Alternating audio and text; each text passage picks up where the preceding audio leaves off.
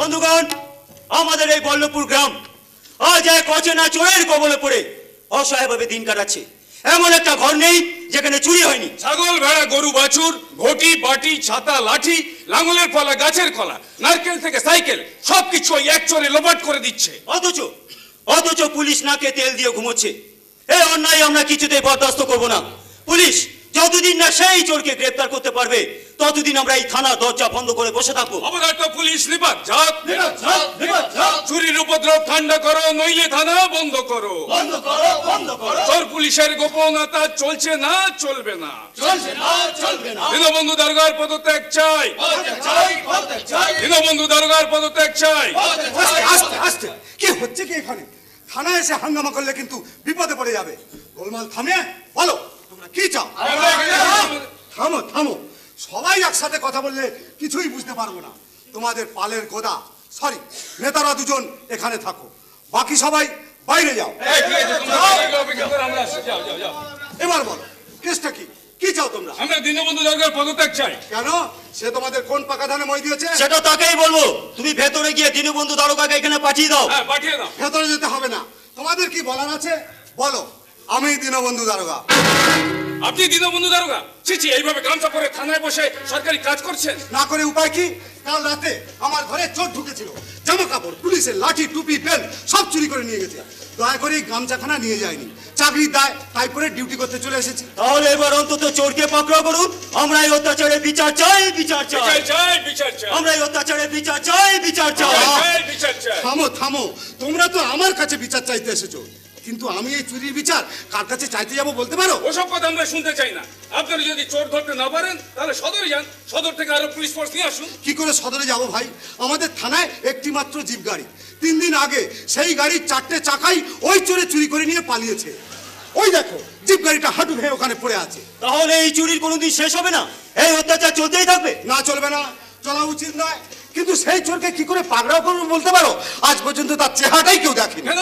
রামু খুড়া পরশু রাতে নিজের চোখে চোরকে দেখেছিল। সে বেটা তখন মাথার উপর একটা হেলমেট পরেছিল। একটা হেলমেট পরে হেঁটে হেঁটে আসে, কোনোদিন বাইকেও চড়েনি, বাইক চুরিও করেনি। কিন্তু হেলমেট পরে থাকলে তার মুখটাই তো ঢাকা থাকে। এই অঞ্চলে হাজার হাজার মানুষ হেলমেট পরে বাইক চালাচ্ছে, কাকে ধরবো বলতে পারো? রামু খুড়ো বলছিল লোকটা নাকি বাঁশের মতো লম্বা। আমাদের ইনফরমার বদিরউদ্দিন বলছিল সে নাকি একটা বাছুরের মতো পেটে কাটো না মানুষ। না, পুরুত মশাই বলছিলেন সে বেটা নাকি হাতির মতো মোটা। না না না না, নিমাই মাঝি বলছিল লোকটা নাকি সজদে ডাটার মতো রোগা। তবেই বুঝো সেই চোরের সঠিক চেহারাটা আজ পর্যন্ত কেউ দেখেনি। সবাই তাকে নিয়ে গল্প বানাচ্ছে।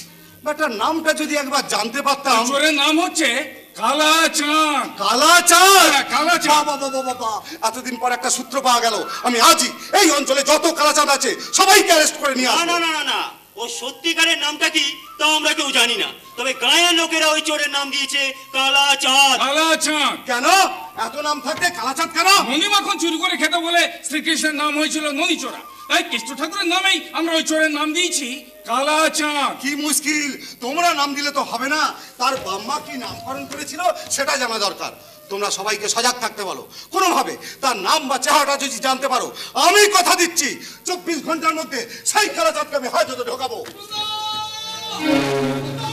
জীবনদা, জীবনদা, সর্বনাশ হয়ে কি গেছে। হয়েছে সুকান্ত, কি হয়েছে? হট্টগোলের মাঝে ওই কালোচাঁদ হ্যাঁ। তোমার নতুন বাইকটা কি হাওয়া করে দিয়েছে।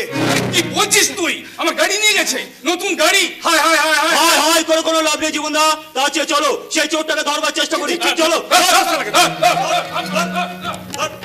হে ভগবান, কালাচাঁদ এতদিন অনেক কিছু চুরি করেছে, এই প্রথম বাইক চুরি করলো। আমার মনে হয় ও বাইকে চেপে এই এলাকা ছেড়ে দূরে কোথাও চলে যাচ্ছে। তাই যেন হয় ভগবান, তাই যেন হয়। আগে আমরা তো বাঁচি, তারপর দেখবো ওই কালাচাঁদের কবলে কে পড়ে। তোমাকে অনেকদিন একটা কথা বলবো বলবো ভাবছি। না সুমন না, এখন কোনো কথা নয়, তাহলে যে আমার নাচ গানের মুডটাই নষ্ট হয়ে প্লিজ যাবে। নাকি তুমি আমার কথাটা একটু বোঝার চেষ্টা করো। দেখো, স্পষ্ট করে না বললো আবার সেই ইঙ্গিতে তোমাকে আমি বারবার বোঝাবার চেষ্টা করেছি যে আমি তোমাকে ভালোবাসি, জানি তো সেটা না বোঝার মতো অবস্থা আমি নই। কিন্তু মন থেকে তুমি তো এসব কথা কোনোদিন আমাকে জানাওনি। মেয়েদের মনের কথাটা কি এত সহজে জানা যায় সুমন? এটা তো ঝিনুক দিয়ে সমুদ্রে জল মাপার মতোই কঠিন কাজ। তুমি কি আমার সঙ্গে ঠাট্টা করছো? না, একদম না। সমুদ্রের জলের মতোই কাজ, জোয়ার ভাটার টানে আমাদের মন যে কখন কোন দিকে বয়ে যায় সেটা কি কেউ বলতে ঠিক, পারে? সমুদ্রের জলের মতো তোমার কত তো একটা নেশার টান আছে, যে নেশার টানে তুমি আমাকে মাতাল করেছো। তাই তো স্পষ্ট করে বলতে পারছি আমি তোমাকে ভালোবাসি। ওকে ভালোবাসার মতো কি যোগ্যতা আছে তোমার? কি দিয়ে ওকে সুখী করবে তুমি? রজতদা, সুখটা তোমার দোকানে সিন্ধুকে বন্ধ করে রাখা যায় না। মানুষের মন যেখানে শান্তি পায় সেখানে সুখের মন্দির গড়ে ওঠে। বাজে কথা বলো না। আমার বোন কখনো শ্বেত পাথরের প্রাসাদ ছেড়ে তোমাদের ওই ভাঙা ঘরে গিয়ে থাকতে পারবে না। কেন পারবো না দাদা? স্বামীর ঘরে যে মেয়েদের জীবনের একমাত্র স্বর্গ। You shut up! ওইরকম একটা বেকার ভ্যাগাবন্ড ছেলের জন্য তুই আমার বিরুদ্ধে মাথা তুলে দাঁড়াতে চাইছিস? মেয়েরা তো এরকমই হয় দাদা। তাই তো দক্ষরাজের মেয়ে পার্বতী শিব ঠাকুরের মতো একজন ভিখারির হাত ধরে ঘর ছেড়েছিলেন। তুই যদি ওর সঙ্গে চলে যেতে চাস তাহলে আমার সঙ্গে তোকে সব সম্পর্ক ছিন্ন করতে হবে। মনে রাখিস, কোনোদিন আর এ বাড়িতে পা রাখতে পারবি না তুই। দাদা, আমি আপনাকে কথা দিচ্ছি রজতদা, টাকা পয়সা গয়নাকাটি বা অন্য কোনো রকম সাহায্যের জন্য কোনোদিন আমরা আপনার কাছে হাত পাততে আসবো না। তবে হ্যাঁ, এই বাড়িতে আমি বারবার আসবো বড় দাদার আশীর্বাদ ভিক্ষা চাইতে। তাহলে আমার এই আশীর্বাদের হাতটা আমি তোমাদের মাথার উপর রাখতে চাই সুমন। দাদা, দেখো সুমন, গরিব মানুষের যদি অহংকার না থাকে তাহলে তার ভেতরে লড়াই করার শক্তি থাকে না। তোমার ভেতরে সেই শক্তিটা কতখানি আছে সেটাই আমি এতক্ষণ পরীক্ষা করে দেখছিলাম। Well done, well done. তোদের বিয়েতে আমার কোনো আপত্তি নেই রে রাখি। আমি জানতাম সুমনের সঙ্গে কথা বলার পর তুমি ওদের বিয়েতে কোনো আপত্তি করবে না, তাই তো রাখিকে বলেছিলাম সুমনকে আজ এই বাড়িতে নিয়ে আসতে। তাই তো তোমাকে অনেক অনেক অনেক ধন্যবাদ বৌদি। শুধু ধন্যবাদ দিলে মধুবালা ঋণ কখনো শোধ করতে পারবি না রে রাখি। তোকে নিয়ে মধুর এই রাজপ্রাসাদে উঠে এলো। আসলে কিন্তু আমরা সত্যি সত্যি পথের ভিখিরি, সুমনের চেয়ে তো গরিব মানুষ। কি রজত, বারবার ওই এক কথা বলে তুমি নিজেকে এত ছোট করো কেন? স্বামী হিসেবে আমার সব সম্পত্তিতে তোমারও সমান অধিকার আছে। অধিকার পেলেও নিজের অতীত ইতিহাসটাকে কি বলতে পারবো মধুবালা? বদি, হ্যাঁ? বদি, মধুবালার নামটা কিন্তু বাঙালিদের মধ্যে খুব একটা শোনা যায়। বাঙালি হলেও আমরা 3 পুরুষ ধরে বিহারের পূর্ণিয়া জেলায় থাকতাম। ও। আমার দাদা পুরনো যুগের এক হিন্দি সিনেমার হিরোইনের নামে আমার নাম রেখেছিলেন মধুবালা। তাই? যাকে যাকে এসব পুরনো কথা থাক, এবার বলো তোমরা কবে বিয়ে করতে চাও? তার আগে আমি একটা চাকরি জোগাড় করে নিজের পায়ে দাঁড়াতে চাই রজতদা। তা নিয়ে কোনো চিন্তা নেই। তুমি যখন অ্যাকাউন্টেন্সিতে ভালো রেজাল্ট করেছো তখন আমার কোম্পানিতে চিফ অ্যাকাউন্টেন্ট হিসেবেই তোমাকে কাজ করতে হবে। আমার মতন একটা বেকার ছেলের কাছে এইরকম একটা অফার পাওয়া মানে তো আকাশের চাঁদ পাওয়া। তাহলে কাল সকালে আমার অফিসে গিয়ে ম্যানেজারের সঙ্গে দেখা করবে। নিশ্চয়ই যাবো বৌদি, নিশ্চয়ই যাবো। বৌদি, আজ আপনাদের কাছ থেকে আমি একটা বড় শিক্ষা নিয়ে গেলাম। আপনারা আমাকে বুঝিয়ে দিলেন যে এই সমাজের বাইরের পোশাকটাতে কেউ রাজা, কেউ ভিখিরি, কিন্তু সত্যিকারে মনুষ্যত্বের বিচারে সেখানে কোনো তফাৎ নেই। চলি বৌদি, চলি রজতদা। বৌদি, বৌদি, বৌদি, আমার মিষ্টি বৌদি। বৌদি, আমি কিন্তু জানতাম তোমরা দুজনে আমার মনের কোনো স্বাদ কোনোদিন অপূর্ণ রাখবে না। তাই তো আমি সবসময় ভগবানকে ডেকে বলি টাকা পয়সা সুখ শান্তি সবকিছু কেড়ে নিলেও তিনি যেন আমার এই মিষ্টি দাদা বৌদি স্নেহ ভালোবাসার স্বর্গটাকে কোনোদিন কেড়ে না নেন। কোনোদিন না, কোনোদিন না। এই জানো তো কি হলো? এই আনন্দ দিনে তুমি মুখ ভার করে কি ভাবছো রজত? হ্যাঁ? না মধু, ওই রাখি আর সুমনের কথাগুলো শুনে না আমার সেই সমস্ত পুরনো দিনগুলোর কথা মনে পড়ে গেল। রাখিকে নিয়ে উদ্বাস্ত হয়ে বাংলাদেশের রাজশাহী থেকে বিহারের কিষানগঞ্জে এসেছিলাম। চাকরি নেই, টাকা পয়সা নেই, কোনো চেনা পরিচিত মানুষজন নেই। নেহাত পেটের দায় পূর্ণিয়া শহরের পথের ধারে বসে গান গাইছি। সেই গান শুনে তোমার দাদা অর্জুন সিংহ আমাকে গাড়ি করে তোমাদের বাড়িতে নিয়ে গেলেন, গান শেখাবার দায়িত্ব দিলেন তোমাকে। আর তার কিছুদিন আগেই বাবা মারা গিয়েছিলেন। সংসারে দাদা ছাড়া আমার আর কেউ ছিল না। আমাকে মানুষ করার জন্য দাদা বিয়েও করেননি। হ্যাঁ, আর ধীরে ধীরে আমিও যেন কখনো অর্জুনদার ছোট ভাই হয়ে উঠলাম। তারপর একদিন অর্জুনদা জোর করে আমাকে রাখিকে তোমাদের বাড়িতে তুলে নিয়ে আশ্রয় দিলেন। ততদিনে আমি যে তোমাকে ভালোবেসে ফেলেছিলাম, তাই তো দাদা নিজে দাঁড়িয়ে থেকে আমাদের বিয়ে দিয়ে দিলেন। এবং বিয়ের পর আমরা তিনজন, মানে তুমি, আমি আর অর্জুনদা, আমরা তিনজন তামিলনাড়ুর কন্যাকুমারীতে বেড়াতে গিয়েছিলাম। দিনটা ছিল 26শে ডিসেম্বর 2004 সাল। দয়া করে তুমি চুপ করো রজত। ওই অভিশপ্ত দিনটাকে আমি আমার জীবন থেকে মুছে ফেলতে চাই। তবু পৃথিবীর ইতিহাস থেকে অভিশপ্ত দিনটা কোনোদিন মুছে যাবে না মধু। ওই দিন ভারত মহাসাগরের বুকের উপরে যে ভয়ঙ্কর সুনামি আছড়ে পড়েছিল, সেই জলোচ্ছ্বাস পৃথিবীর 14টা দেশের 2,30,000 জীবনকে ছিনিয়ে নিয়ে গিয়েছিল। শুধুমাত্র তামিলনাড়ুর কন্যাকুমারীতে মারা গিয়েছিল 824 জন মানুষ, আর যার মধ্যে ছিলেন আমাদের প্রাণের চাইতে প্রিয় অর্জুন। না না, আমি বিশ্বাস করি না। আমার দাদা কখনোই ভাবে মরতে পারে না। সে নিশ্চয়ই বেঁচে আছে। একদিন না একদিন আমার দাদা আমার কাছে ঠিক ফিরে আসবে। মধু, ভগবান যাকে ভালোবেসে কাছে টেনে নেন সে আর কোনোদিন ফিরে আসে না মধু। এই বাস্তব সত্যিটা আমাদের মেনে নিতেই হবে। মেনে নেব বলেই তো বিহারের সব সম্পত্তি বিক্রি করে দিয়ে এই বর্ধমানে চলে এসেছিলাম।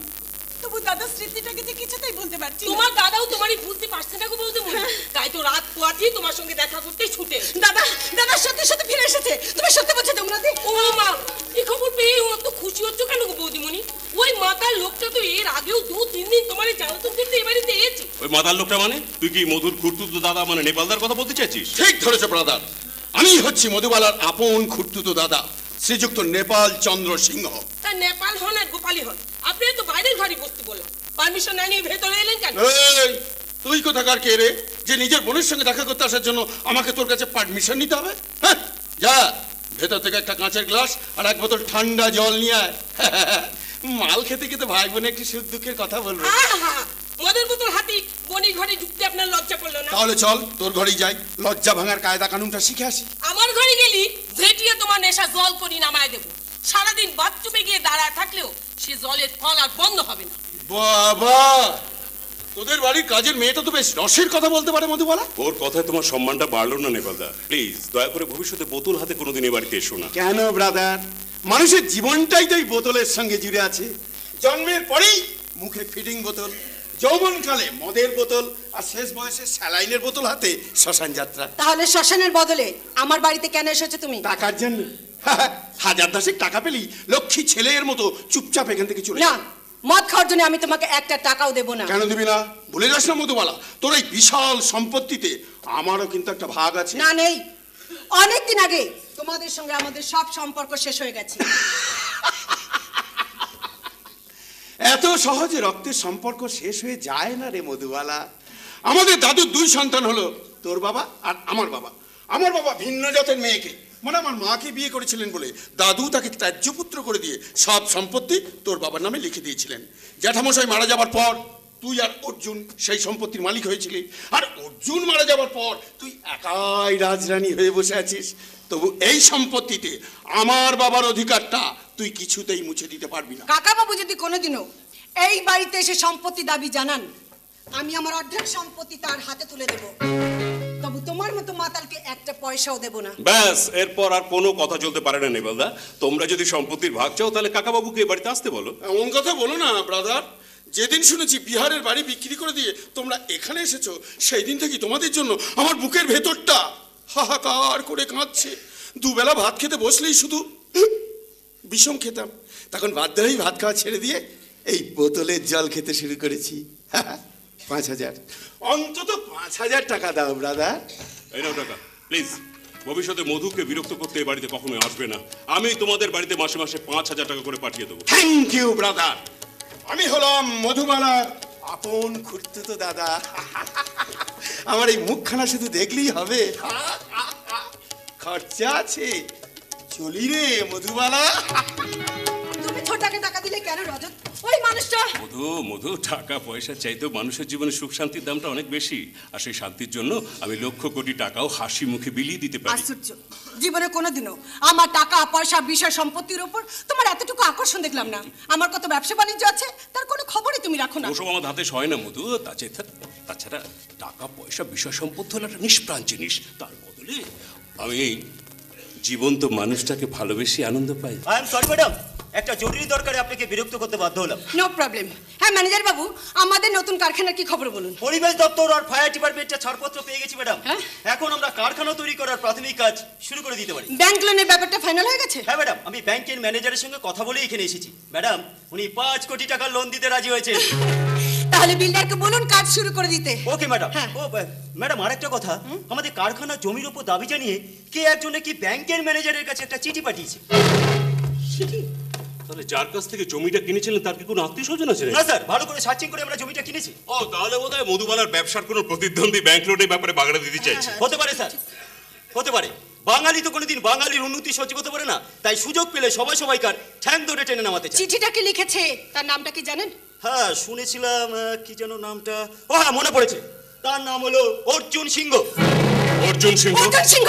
কি বলছেন আপনি? কেন ম্যাডাম, ওই নামে আপনি কাউকে চেনেন নাকি? অর্জুন সিংহ তো মধুবালা দাদার নাম। আশ্চর্য, দাদা হয়ে উনি ম্যাডামের কাছে বাধা দিতে চাইছেন কেন? কোথায় থাকেন উনি? উনি 8 বছর আগে মারা গেছেন। না, আমি বিশ্বাস করি না। আমার দাদা কখনোই ভাবে মরতে পারে না। সে নিশ্চয়ই বেঁচে আছে। সে নিশ্চয়ই এখানে ফিরে এসেছে। মধু, তুমি এসব কি বলছো মধু? তোমার দাদা যদি বেঁচেই থাকবেন তাহলে তোমার কাছে না এসে তিনি ব্যাংক ম্যানেজারকে চিঠি পাঠাতে যাবেন কেন?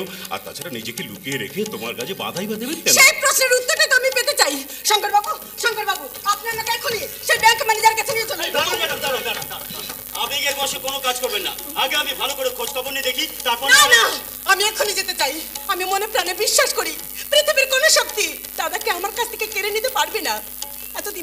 এতদিনে আমি একটা আশার আলো দেখতে পেয়েছি। সেই আলোটাকে আমি কিছুটাই অন্ধকারে হারিয়ে যেতে দেব না, কিছুটাই না। Madam, madam, madam, Rajat Babu please আপনি আমাদের সঙ্গে আসুন। ম্যাডাম যেভাবে উত্তেজিত ছুটে গেলেন তাতে যে কোনো মুহূর্তে একটা অঘটন ঘটে যেতে পারে। আপনি আসুন, আমি ম্যাডামকে সামলাচ্ছি। এই যমুনা, শোন, আমরা একটা জরুরি কাজে বাইরে যাচ্ছি। তুই এক কাজ করিস, দরজা বন্ধ করে ভেতরেই থাকিস, আর দারোয়ানকে বলিস বাইরের কাউকে যেন ভেতরে ঢুকতে না দেয়। দারোয়ানি বলি কি লাভ? কালে রেতেও তো এই বাড়িতে চোর ঢুকেছিল। পিছনের বারান্দায় আমি নিজে দাঁড়িয়ে থাকতে দেখি। তুই তো সব সময় বাড়িতে চোর ঢুকতে দেখছিস। ওরা চোর নয়, ভূত, তোর মনের ভূত।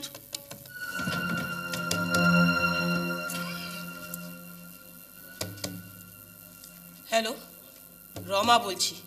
কালাচাঁদের জন্য খবর আছে। না না, বৌদিমণিরা সব ব্যাংকে গেছে। যে জিনিসগুলো পাঠিয়েছিলে সেগুলো সব জায়গা মতো রেখে দিয়েছি। এখানকার জিনিসগুলো সব একটা প্যাকেটে ভরে ফেলেছি। পিছনে প্রাচীরের কাছে এসে আমাকে মিস কল দিলে প্রাচীর ডিঙিয়ে প্যাকেটটা বাইরে ফেলে দেবো। তারপর থেকে শুধু দিন গুনবো কবে এ বাড়িতে পায়ের ধুলো দেবে আমাদের কালাচাঁদ।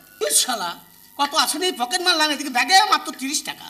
সত্যি আজকালকার বাবুদের চেহারা দেখলে মনে হয় সব একবারে লাট সাহেবের নাচ জামাই। এদিকে মানি ব্যাগে মাল করি নেই।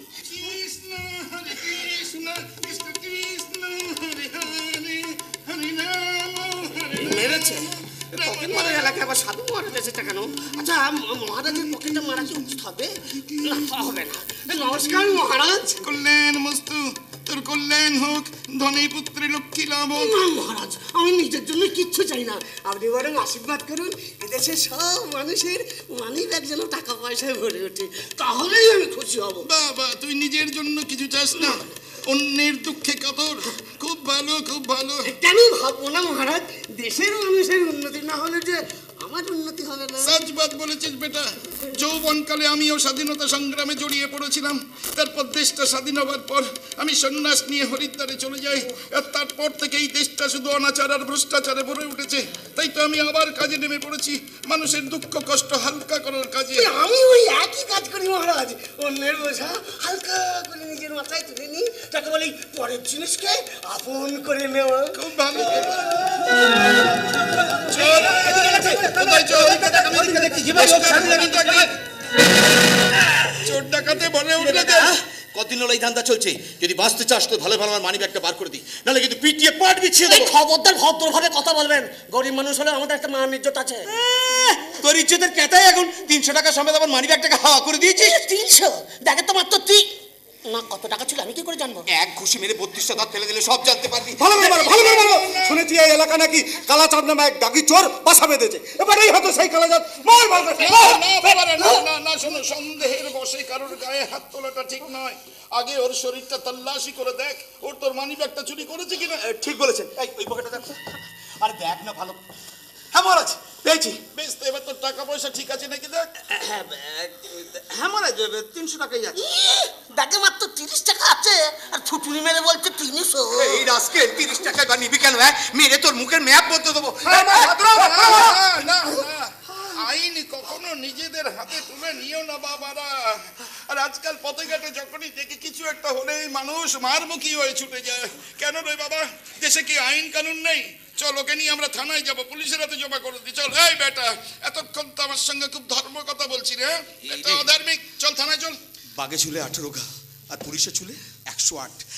বলছিলাম কি মহারাজ, মানি ব্যাগটা যখন পাওয়াই গেছে তখন এসব আর ঝামেলার দরকার কি? আমি চললাম। না, তুই না গেলে ডায়েরিটা করবে কে? ও আপনি যা বোঝার বুঝুন মহারাজ। ওই ঝাড়ের মাসকে নেমন্তন্ন করে ডেকে এনে আমি আমার নিজের পেছনে নিতে পারবো না। আমি চললাম। কি আশ্চর্য, তরতাজা যুবক পুলিশের নাম শুনলেই ভয় পায়।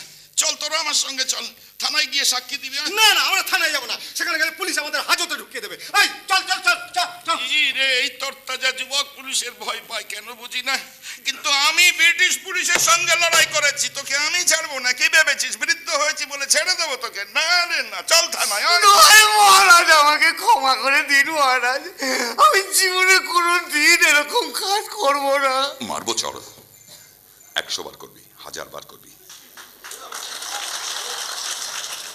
তবে দেখে শুনে করবি। এরকম বোকার মতো ধরা পড়বি না। আচ্ছা মহারাজ, কি বললেন আপনি? ঠিকই তো বলছি, এইভাবে বোকার মতো কেউ ধরা পড়ে?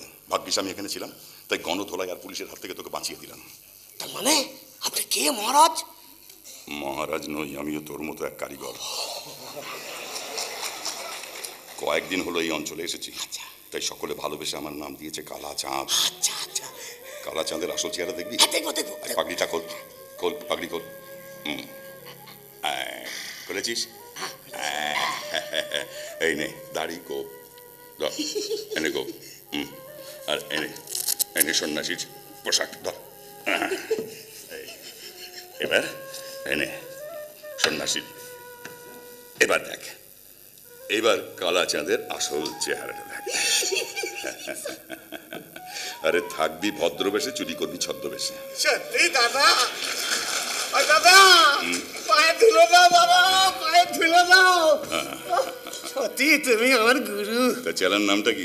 ওই মানিক মানিক মানিক চাঁদ। মাত্র 6 মাস হলো লাইনে নেমেছি। পকেট মারি লাইনে? পকেট মারি। গুরু গুরু গুরু, তুমি কতদিন একাজ করছো গুরু? আমি কতদিন করছি সে কি আর বলা যায় নাকি রে?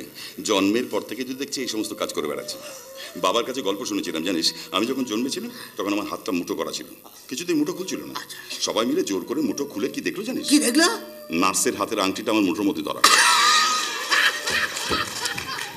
আরে বাস, এ তো তোমার জন্মগত প্রতিভা গুরু। আরে ভাই, তোমার চোর না হয়ে মন্ত্রী হওয়া উচিত। মারবো শালা, চোর কখনো ডাকাত হতে পারে? মন্ত্রী হতে গেলে অনেক কিছু শিখতে হয়, বক্তৃতাবাজি, ভড়ংবাজি, মিথ্যেবাজি, আর তাছাড়া ইয়েও করতে হয় অনেক, মানে লেখাপড়াও শিখতে হয় না। তুমি লেখাপড়া শেখোনি বুঝি? না, স্কুলে গিয়েছিলাম, কিন্তু পড়া না পারলে মাস্টারমশাই রৌদ্রের মধ্যে থান ইট ধরিয়ে দাঁড় করিয়ে দিত সারাটা দিন। আর জানিস, ওই ইট দুটো আমাকেই চুরি করে আনতে হতো ইট ভাড়া থেকে। এই করতে করতে চুরি করাটা শিখে ফেললাম, কিন্তু লেখা পড়াটা আর হলো না রে। পরে শুনেছি জানিস, পরে শুনেছি ওই যে আমার চুরি করা ইট দিয়ে নাকি আমাদের স্কুল ঘরটা দালানো হয়েছিল। আমাকে তোমার শিষ্য করে নাও গুরু, আমি তোমার সঙ্গে কাজ করবো। হ্যাঁ, আমি একটা মনের মতো শিষ্য খুঁজে বেড়াচ্ছি। কদিন হলো একটা কাজের প্ল্যান আমার মাথায় ঢুকেছে। এই প্ল্যানটা যদি সাকসেস করতে পারি না, যে বড়শি দিয়ে বলটাকে ডাঙায় টেনে তুলতে পারি, তাহলে এ দেশের 2 নম্বরই দুনিয়ায় আমার নামটা সোনার অক্ষরে লেখা থাকবে রে। চলো দাদা, তুমি যা বলবে আমি তাই করবো। পারবি তো? কিন্তু আমাদের কাজ হচ্ছে চুরি করা, মস্তিষ্ক খাটিয়ে, বুদ্ধি খাটিয়ে চুরি করা।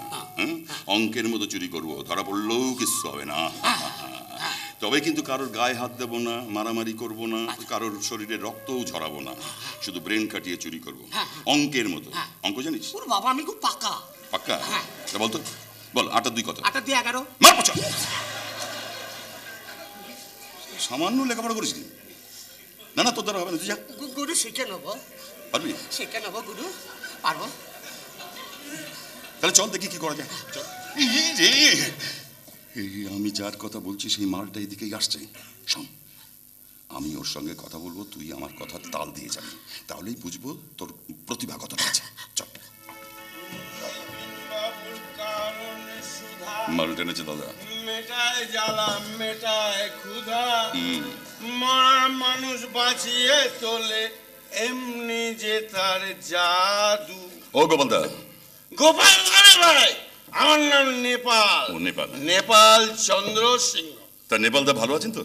ভালো নেই রে ভাই, কি হলো? কিন্তু তোমাকে তো ঠিক চিনতে পারলাম না ভাই। আমাদের মতো সামান্য মানুষকে আপনি কি করে চিনবেন নেপাল দা? তা তোমরা আমাকে কি করে চিনলে ভাই? এই দেখুন, সিংহবাড়ির নেপালদাকে কে না চেনে? এই অঞ্চলে সবাই তো বলা বলি করে এখানকার যতগুলো মদের দোকান আছে সব দোকানে নাকি আপনার বাকির খাতা খোলা আছে। সে জমানা নেই রে ভাই, মালেরও দাম বেড়ে গেছে, আমার অবস্থাও পড়ে গেছে। না তবু মরা হাতি লাখ টাকা। ও হ্যাঁ, শুনেছেন তো এইবার এই পশ্চিমবঙ্গ সরকার আপনাকে মাতাল সমিতির সভাপতি করতে চাইছে। তাই নাকি? 34 বছরে তো ওরা কিছু করলো না, এখন দেখা যাক এরা সত্যি সত্যি কিছু করে কিনা। ও চলি ভাই। আচ্ছা। ও দাদা, কোথায় চললেন? ব্যাংকে। সারা এইমাত্র 5,000 টাকা কামিয়েছি। নেশা থাকতে থাকতে টাকাটা ব্যাংকে জমা করে দিয়ে আসি, না হলে হয়তো সারা মাল খেয়ে উড়িয়ে দেবো। হ্যাঁ চলি। ও দাদা, আমার একটা কাজ করে দেবেন? কি কাজ? আমার এই 1,000-5 টাকাটা একটু ব্যাংকে জমা করে দেবেন। এই খামের উপর আমার নাম আর অ্যাকাউন্ট নাম্বার লেখা আছে। তা তুমি নিজে কেন জমা করছো না ভাই? হ্যাঁ, আমি নিজে কেন যাচ্ছি না? ব্যাপারটা কি হয়েছে জানেন দাদা? ওই যে আমরা যাচ্ছি বুঝেছে, দূর বাবু কোথায় যেন যাচ্ছে, পুরী যাচ্ছি তো, সেজন্য পুরী যাবার পথে এই ট্রেনে যারা আছে টিকিট কাটতে হবে। এ ভাই, আমি যদি টাকাটা নিয়ে হাওয়া হয়ে যায়? অসম্ভব। যারা মদ খায় তাদের মনটা ভীষণ সাদা হয়, পরিষ্কার হয়, তারা কোনোদিনও বেইমানি করতে পারে না। 100% কারেক্ট। কারেক্ট। দাও। এই আসুন। শালা এমন গাড়ল মাল আমি বাপের জন্মে দেখিনি। আরো 5,000 টাকা কামাই হলো। চলি ভাই। আচ্ছা দাদা, এই নেপালতে কি করছেন? আমার কি হলো? এটা আপনি কি করছেন? কি করলাম? আপনি বুক পকেটে এইভাবে টাকা নিয়ে যাচ্ছেন। জানেন ব্যাংকে কত পকেট মার আছে? হ্যাঁ, একটু আগে এখানে তো একটা পকেট মারি হয়েছে, এখানে ওর সামনে। আমার সামনে? না, ওইভাবে বুক পকেটে নেবেন না, পকেট মার হয়ে যাবে। আপনি দিন, আমি দেখে আছি। আপনি দিন। এই হলো গিয়ে আমার 5,000 টাকা। আপনারটা কই? আমার এই হলো 10,000। এইভাবে পেটের মধ্যে লুকিয়ে নেবেন, এমনি করে। এবার জামাটা চাপা দিন, বাস। পকেট বানাবার পকেট খুঁজে কিচ্ছু পাবে না। আপনি বুঝতে পারছেন আমার কাছে টাকা আছে? একদম। তবে আপনিও ঠিক এইভাবে টাকাটা নিয়ে পেটের মধ্যে গুজে ফেলেন। আমি জামাটা চাপা দিন। এই বুঝতে পারছিস নেপালদার পকেটে টাকা আছে? তবে যান, এইবার চলে যান। সারা চেনা নেই জানা নেই আমাকে টাকা দিয়ে দিল, ব্যাংকের বদলে সোজা বাড়ির রাস্তা ধরবো। এ ভাই, এর পরের বার যখন দেখা হবে না, তখন কিন্তু মনে করে এই রসিদটা চেয়ে নেব। রসিদ? হ্যাঁ, রসিদ। কিসের? ব্যাংকের রসিদ। ব্যাংক? ও হ্যাঁ, 5,000 টাকার রসিদ। হ্যাঁ।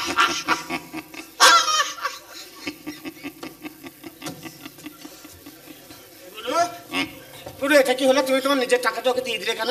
ধর বেটা, আমার টাকা ওকে দিতে যাবো কেন? ওর 5,000 টাকা দিয়ে আমার 5,000 টাকাটা লোটকে নিয়ে এলাম। এই দেখ, ও যেটা নিয়ে গেল ওটা খালি খাম, আগে থেকে পেটের মধ্যে গোজা ছিল। শোন, এইভাবে চোর ভারত পড়লে না অনেক কায়দা কানুন শিখতে পারবি। চোর ভারত? হ্যাঁ। সেটা আবার কি? এই দেখো, তাও জানিস না?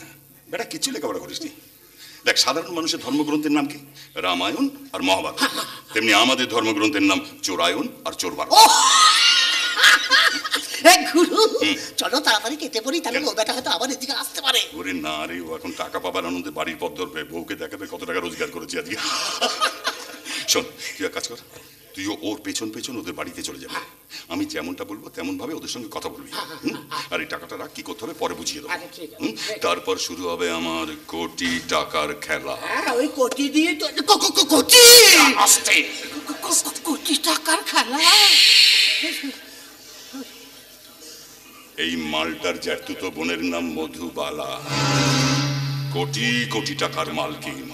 সেই হবে এবার আমার টার্গেট। এই বলটাকে যদি ছিপ দিয়ে ডাঙায় তুলতে পারি না, তাহলে এদেশে সব আইনের বইয়ে আমার কথা সোনার অক্ষরে লেখা থাকবে। বা সব আইনের বইয়ের প্রথম পাতায় যে কেসের নাম লেখা থাকবে তার ক্যাচ লাইন হবে কালা চাঁদের কবলে মধুবালা। সন্ধ্যা গড়িয়ে গেল, ঘরে ঘরে শাক বাজছে, অথচ আমার বাড়িতে সেসবের কোনো বালাই নেই।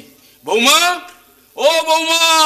আস্তে আস্তে, ভর সন্ধ্যেবেলা বৌমা বৌমা বলে চিৎকার করছেন কেন?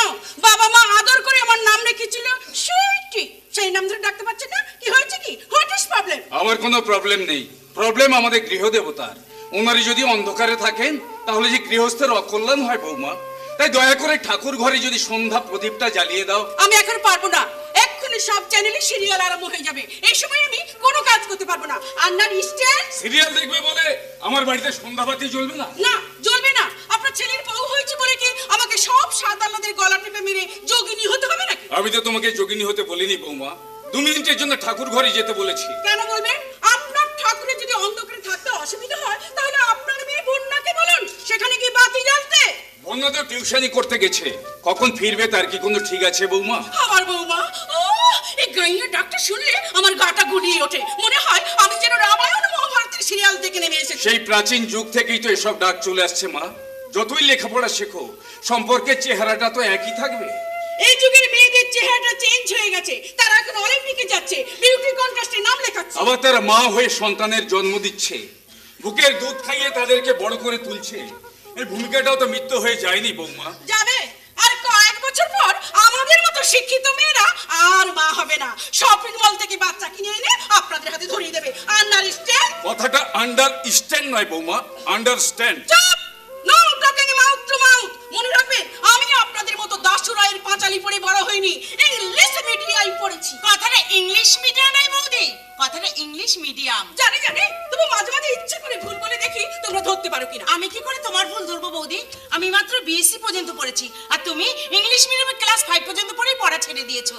ইংলিশ মিডিয়াম ক্লাস 5 যা শেখা যায় তাতে তোমাদের মতো অনেক বিএমএ পাশের মাথায় ঘোল ঢেলে দেওয়া যায়। সেটা আমি তোমাকে দেখেই বুঝতে পারছি। ঘরের বউ হয়ে আজ পর্যন্ত ঘোমটাও দিলে না, শাখাও পড়লে না, সিঁদুরটাকে এমন ভাবে লুকিয়ে রেখেছো যে সেটা আছে কি নেই তাও বোঝা যায় না। এটাই আধুনিক ফ্যাশন। আমাদের মতো হাইটেক মেয়েরা কখনো নিজেদেরকে শাখা সিঁদুরের লকআপে আটকে রাখতে পারে না। হ্যাঁ বৌদি, তোমাদের ইংলিশ মিডিয়ামের আধুনিক ফ্যাশন হলো আমড়ার আচারের মতো।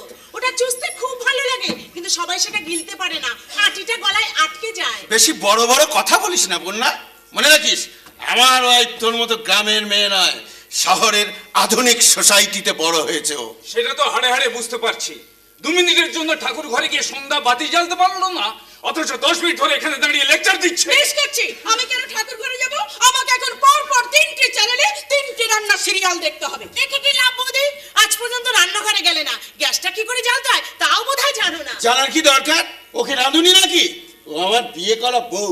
যখন বিয়ে করে বউ নিয়ে এসেছিলি তখন সঙ্গে করে একটা কাঁচের শোকেস নিয়ে এলি না কেন রে দাদা? তাহলে বৌদি সবসময় তার ভিতর বসে থাকতে পারতো। কেসটা কি বলতো বন্যা? খেটে খুঁটে যখনই বাড়ি ফিরে আসি তখনই দেখি তোরা দুজনে ওর পেছনে লেগে আছিস। এরা দুজনে আমাকে দেখতে পারে না গো। ঠাকুর ঘরে সন্ধে দেবার মতো এই সামান্য কাজটা আমি ছাড়া কেউ করতে পারবে না। না না না না না, নিজের বাড়িতে তুমি কোনোদিন কুটো ভেঙে দুটো করনি, এখানে এসে যদি তোমাকে এত খাটাখাটনি করতে হয় তাহলে তো আমি মায়ের কাছে মুখ দেখাতে পারবো না। মা, তোর মা তো অনেক আগেই মারা গেছে রে। হ্যাঁ তাই তো। কেন, আমার কি আর মা থাকতে নাই নাকি? আমি তো সুইটির মায়ের কথা বলেছি। মা আদর করে আমাকে নেপু বলে ডাকে, রোজ ফোন করে বলে, নেপু আমার বাচ্চা মেয়েটাকে যেন কোনো কষ্ট দিও না। সেই ভয় তো রান্না করা, বাসন মাজা, কাপড় কাচা সব কাজই তো আমি করি। বাবা বাজার হাট করে, রেশন তোলে, ইলেকট্রিক বিল জমা দেয়। কেন দেবে না? সেই জন্য তো নেপাল মাসে মাসে 1000 টাকা তুলে দেয় তোমার বাবার হাতে, মানে 1000 রুপিস। ওই 1000 টাকা 4 জনের সংসার চলে না বৌদি। বাবার পেনশনের টাকা আছে বলে সবার মুখে ভাত হচ্ছে। এই 4 জন বলছিস কেন? আমরা তো মাত্র 2 জন, আমাদের দুজনের জন্য ওই 1000 টাকাই যথেষ্ট। বাহ, চমৎকার। বাবার এই বোনটা বুঝি কেউ নয়, তাদের প্রতি তোমার কোনো কর্তব্য নেই? এই শোন শোন, ছেলেদের যতদিন বিয়ে না হয় ততদিন বাবা মা ভাই বোনের দায়িত্বটা তাদের ঘাড়েই থাকে, কিন্তু বিয়ের পর বউ ছাড়া আর কার ওপর কোনো কর্তব্য থাকে না। এসব কি বলছিস রে নেপাল? এই জন্য বুঝি 1 লাখ টাকা খরচ করে তোকে বিয়ে দিয়ে বৌমাকে আমার বাড়িতে এনেছিলাম। আমার বিয়েতে কিছুতেই 1 লাখ টাকা খরচ হতে পারে না বাবা। কেন হবে না? তোর বিয়ের সময় বাবা 1 পয়সাও পণ নেয়নি, প্রভিডেন্ট ফান্ডে টাকা দিয়ে খাট আলমারি কিনে তোর ভরসা দিয়ে দিয়েছে। আমার মা তো বর ফোন দিতে কোনো আপত্তি করেনি। খাট আলমারি ড্রেসিং টেবিল শৌকের সব কিছু যৌতুক দিতে চেয়েছিল। তোমার বাবাই তো তেজ দেখিয়ে সবকিছু ফেরত দিয়েছে। হ্যাঁ দিয়েছি, কারণ নিজের ছেলেকে গরু ছাগলের মতো বাজারে বিক্রি করতে আমার মান সম্মানে বেঁধেছিল। তুমি তো সবকিছুতেই মান সম্মানের বড়াই করো। তোমার সব সম্পত্তি মধুবালা একাই ভোগ করছে, অথচ নিজের ন্যায্য দাবি নিয়ে কোনোদিন তার সামনে গিয়ে দাঁড়ালে না। কেন যাবো? তোর মাকে বিয়ে করেছিলাম বলে আমার বাবা আমাকে বাড়ি থেকে তাড়িয়ে দিয়েছিল, আর আমি সেদিনই প্রতিজ্ঞা করেছিলাম না খেতে পেয়ে মরে গেল বাপের সম্পত্তির কানাকড়িতে আমি হাত দেবো না, এমনকি ওই বংশে কারো বাড়ি চৌকাঠও মারাবো না। কেন মারাবে না? মধুবালা নিজে আমাকে বলেছে তুমি একবার গিয়ে চাইলেই সে তার সম্পত্তির অর্ধেকটা ভাগ তোমার নামে লিখে দেবে। বাবার সারাটা জীবন তো অভাব আর দুঃখ কষ্টে কেটে গেল, সামান্য টাকার জন্য শেষ বয়সে মধুদের কাছে হাত পাতবে কেন? কেন পাবে না? বাবার কদিন বাঁচবে, সম্পত্তিটা পেলে তো আমরা সবাই মিলে ভাগ করতে পারবো। বাপের প্রতি ছেলের কোনো কর্তব্য নেই, অথচ তার সম্পত্তিটা নিয়ে বড় লোক হওয়ার স্বপ্ন দেখাটা কি ঠিক হচ্ছে বৌমা? ছি ছি ছি ছি ছি, বাবা হয়ে তুমি এইসব হিসেব করতে বসেছো? কেন বসবো না? তোরাই তো মাস্টার হয়ে আমাকে অনেক হিসেব শিখিয়েছিস, যে হিসাবের বিষ আজ বাংলাদেশের ঘরে ঘরে ঢুকে পড়েছে। তাই তো বিদ্যাসাগরকে বেঁচে দিয়ে এই যুগের মানুষ তাদের সন্তানদের জন্য ইংলিশ মিডিয়ামের বই কিনে আনছে, আর সেই সমস্ত কচি কচি বাচ্চাদের মুখ থেকে ড্যাডি মামি এই সমস্ত ডাক শুনে তারা শোকের স্বর্গে ভেসে বেড়াচ্ছে, শোকের স্বর্গে। না না না না, এরকম একটা পাগলা লোকের সঙ্গে আমি একই বাড়িতে থাকতে পারবো না। তুমি আজই একটা আলাদা বাসা ভাড়া নাও। আমি তো যে কোনো দিন আলাদা বাসা নিয়ে চলে যেতে পারি। নেহাত এই বাবার বোনের জন্য এত কথা শুনে এখানে পড়ে আছে। না রে দাদা, সেই জন্য নয়, আলাদা হলে আমাদের দুজনের মতো শক্ত সমর্থ ঝি চাকর কোথায় পাবে? বৌদির মা বোনের নিশ্চয়ই এই বাড়িতে সে ওই কাজগুলো করে দিয়ে যাবে না। এই কি বলে তুমি? যা সত্যি তাই বলেছি। এই সহজ অঙ্কটা বুঝতে ইংলিশ মিডিয়ামে পড়ার দরকার হয় না বৌদি, আন্ডারস্ট্যান্ড? না না না না, এত বড় ইনসাল্ট খেয়ে আমি আর এই বাড়িতে থাকতে পারবো না। বোকার মতো কথা বলো না। বাবার সম্পত্তিটা যেভাবেই হোক আমি মধুবালার কাছ থেকে হাতাবই, ততদিন এখানেই থাকতে হবে। থামো থামো, দিন রাত বোতলের মধ্যে ডুবে থেকে তুমি আর কোনোদিনই সম্পত্তি হাতাতে পারবে না। ওই মদের গুলি আজ আমি 10,000 টাকা রোজগার করেছি গো।